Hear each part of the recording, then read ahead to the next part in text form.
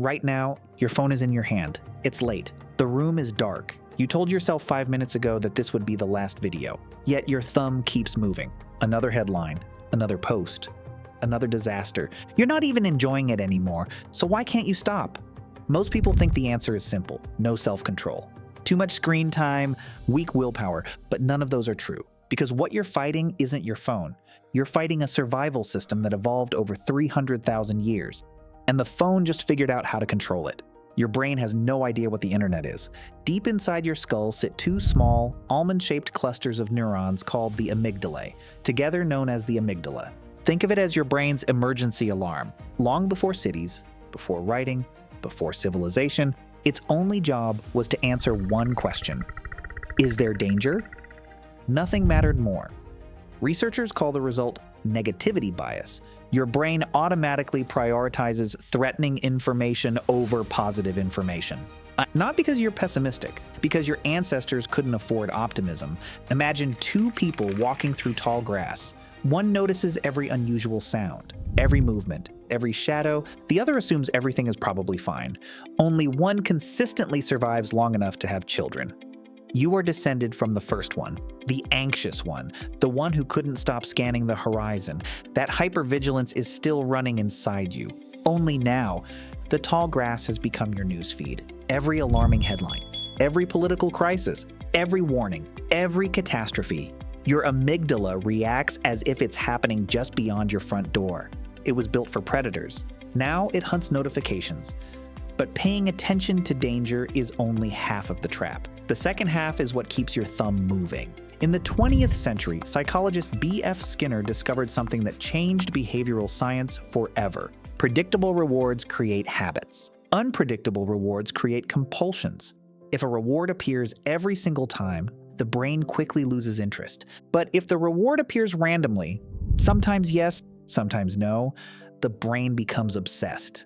Not because it enjoys the reward, because it never knows when the next one will appear. Psychologist and neuroscientist Kent Berridge later showed why. Dopamine isn't the chemical of pleasure. It's the chemical of pursuit, of anticipation, of wanting. Your brain doesn't release dopamine because you found something amazing. It releases dopamine because you might. Every swipe could reveal breaking news, an important message, something shocking, something that changes everything. Most of the time, it doesn't. But your brain doesn't care. The possibility is enough. Every swipe becomes another pull of the slot machine, not because the rewards are satisfying, because they're unpredictable. Now think about your own scrolling. Have you ever caught yourself reading bad news that was making you feel worse, yet somehow you kept scrolling anyway? Drop your answer in the comments below. Because what happens next explains why modern technology didn't invent doomscrolling. It industrialized it. Everything we've talked about so far is biology. What comes next is engineering. In 2006, designer Asa Raskin popularized something incredibly simple: infinite scroll. Instead of reaching the end of a page, there would never be an end. No stopping point, no pause, no moment for your brain to ask, "Am I finished?" Years later, Raskin publicly said he regretted creating it because those tiny stopping cues mattered far more than anyone realized. Your brain depends on natural endings. The final page, the closing chapter, the credits. Without them, your attention has nowhere to land. The scroll never asks you to make another decision. It simply keeps moving. Then artificial intelligence entered the picture. Every click, every pause, every second your eyes linger, every post you reread, every article you almost shared, the system learns. It builds a psychological profile of what captures your attention. And here's what researchers consistently find. The strongest engagement doesn't come from happiness. It comes from emotional arousal, fear, outrage, conflict, uncertainty. Not because these emotions are pleasant, because evolution taught your brain they were important. The algorithm doesn't hate you.